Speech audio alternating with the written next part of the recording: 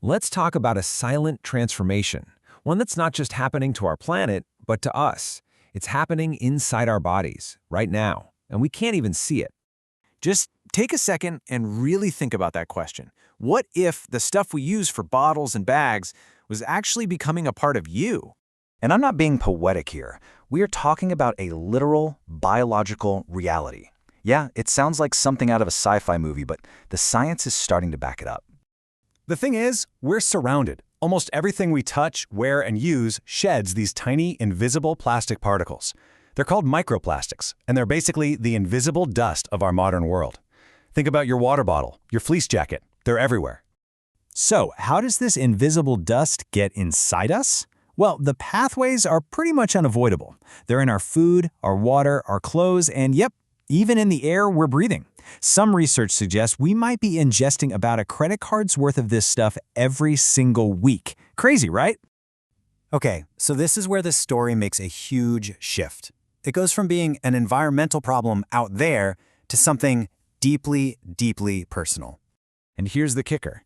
This isn't some theory about what might happen in the future. It's a discovery that's happening right now. Scientists, using some pretty advanced tech, have confirmed that these particles have made it past our body's natural defenses. And where have they found them? This is the part that's, well, it's pretty startling. We're talking about our bloodstream, deep inside our lung tissue, and even in the human placenta, the very organ that's supposed to protect and nourish a developing baby.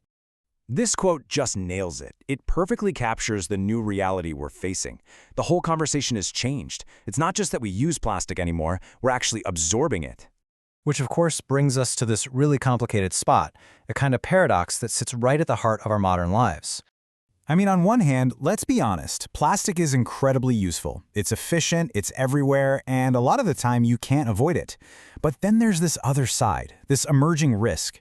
Early studies are pointing to potential issues like inflammation and messing with our hormones. And the really scary part? We just don't know what the long-term effects are. It's a giant question mark. That's a lot to take in, I know. It's easy to feel a little powerless. So what on earth are we supposed to do about it? Well, here's the good news. The goal isn't to get rid of every single piece of plastic in our lives. I mean, that's just impossible. The real goal, the manageable one, is just conscious reduction.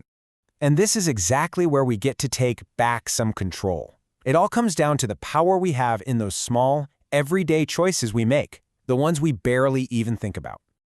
Let's give this idea a name, micro-decisions. A micro-decision is just that, a small, consistent choice you make to cut down on how much you interact with plastic. It's not about a total life makeover. It's about small, intentional habits.